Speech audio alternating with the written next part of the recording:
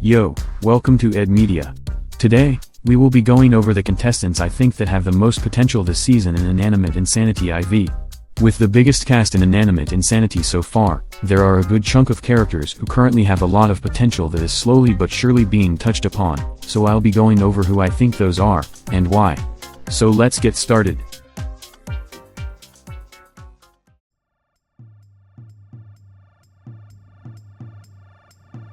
First off is a Season 1 veteran, it's Pepper. Pepper is a character that doesn't have much. She has only competed in one season and was an early boot too, and she was the least popular character in the favorite character poll. So yeah, Pepper was in desperate need for something new. The remasters have been giving her a big enough role and she's hilarious there, but it's not enough. So this season has been giving it all to Pepper. Currently, Pepper has been shown that she's trying to break free from her codependence. Which honestly has got to be tough, since it's literally written in her code to just follow what Salt does. Currently, she's on set to a great story that will teach her about learning to be more independent, and she'll certainly have a glow up. She will probably learn it from Magnet. Currently Magnet is just sticking to Pepper and is desperately trying to find some sort of grace from Pepper, some sort of approval, just like Pepper with Salt. Pepper will most likely see Magnet as herself, and she'll use that to learn from her mistakes and truly become her own person. This will probably be one of the best arcs this season will have, so I'm very excited. Pepper has always been someone I have a soft spot for, so I'm excited to see how she will evolve.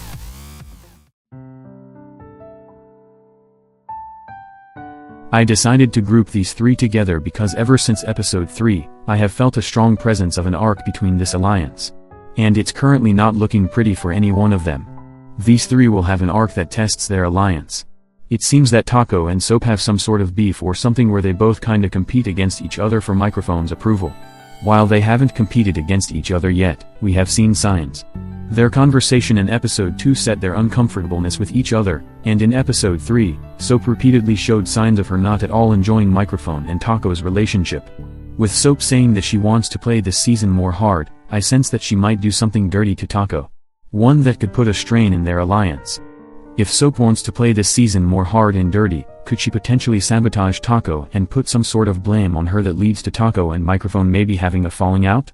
If Microphone finds out, will Microphone forgive Soap, or will she not? Could she potentially get tired and be done with alliances in general? Microphone has said that she wants to focus more on honesty this season. Could her honesty be put on the test with this alliance? This is why I believe this alliance has lots of potential.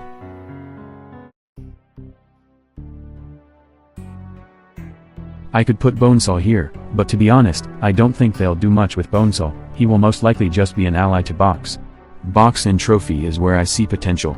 So far, the dynamic we have between them has honestly been really interesting.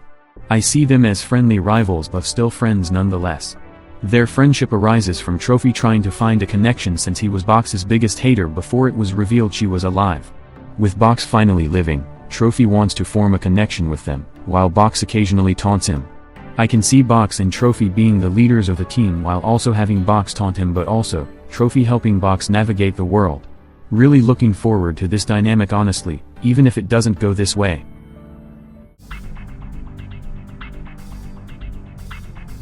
This is another duo I wasn't expecting, but I think Cheesy and Candle have a lot of potential this season. We can already see that Cheesy is trying to break away from constantly making jokes and just wants to be a bit more serious. In episode 2 of this season, the word he chose to describe himself was stringent, which means strict, precise, and exacting to rules. Basically, he feels one-to-one on the way he was made, he feels like he's just his code. And he wants to break free from that, and who better to help than Candle, who's all about auras and stuff like that. We already saw them interact in episodes 2 and 3, so I think they could become a great duo that help each other understand they're more than how they were created. Since Candle did wish she could be a bit more funny, so maybe Cheesy could help her too. And also they share the same voice actor, so that's cool. I usually like duos that form and have the same voice actor.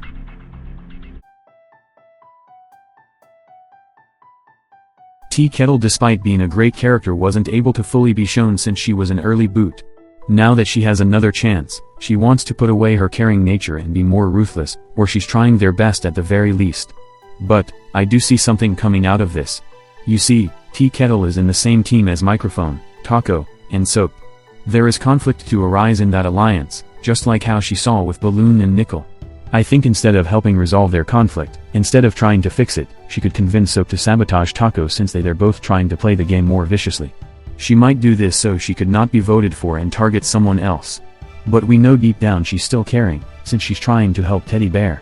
Maybe she'll try helping Teddy at the same time. And speaking of Teddy Bear,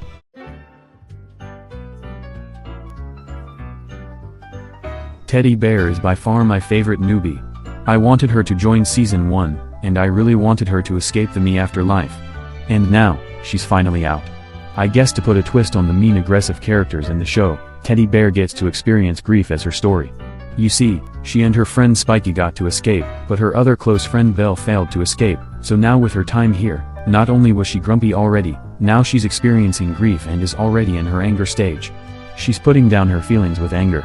And sure, sometimes her sadness can slip out, like when she tells Tea Kettle about Belle, and feeling abandoned, she usually covers it up with anger. She's also dedicating her game to her and Belle, but Tea Kettle did advise her to play for herself. Not sure if she will listen though. But we can definitely have a powerful story with Teddy Bear. Someone who was already hyped up because people wanted her to join. With her aggressive and competitive attitude, she was already gonna be memorable.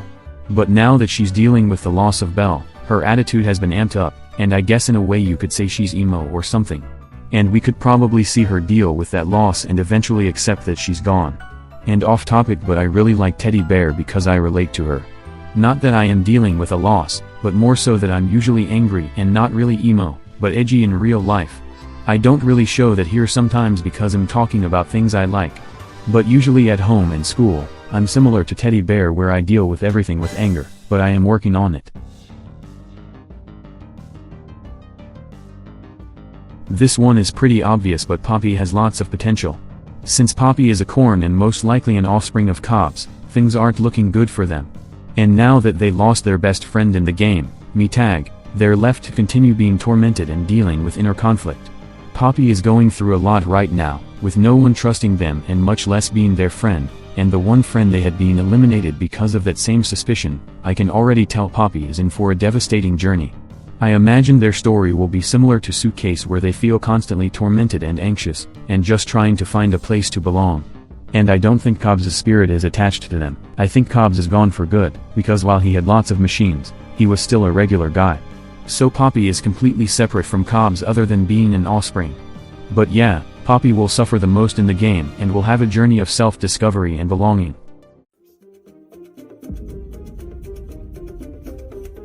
For the final contestant, we have Jack. Now I'm aware that Jack is eliminated, but he still has a chance to rejoin. And he's clearly going for it. Now, with Jack being a troubled character and being clearly a jerk who needs redemption, one could assume he'll go through the basic and obvious route of learning to become a better person and being better and getting to rejoin, but Jack hasn't been like many other mean characters.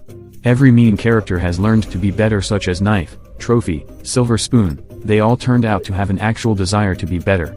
But Jack, despite realizing his mistake of almost killing Test Tube, he still tried manipulate Fan into keeping him in the game. And even then he shows no remorse afterwards. He never apologized, and he was still obsessed with the game when he helped. So, is he gonna make a turn for the better soon? No. In fact, I actually think his behavior will get worse. One thing about Jack is that he loves to lie and manipulate. He tried manipulating Fan in the beginning and lied to the hosts about helping Circumspect. So, I believe he will lie and manipulate Fan and Test Tube into thinking that he's getting better and get into the game, but once he's in, he will go all out and become the villain of the game. He's rejoining for sure, but I don't think he will have a quick redemption. He will get worse, and who knows if he'll become good or not.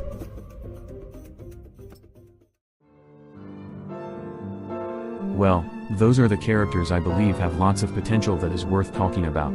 Of course, this isn't all the characters who have potential, but these are the ones I think are worth talking about. So, thanks for watching, like and subscribe por favor. Comment characters you think have great potential. Goodbye.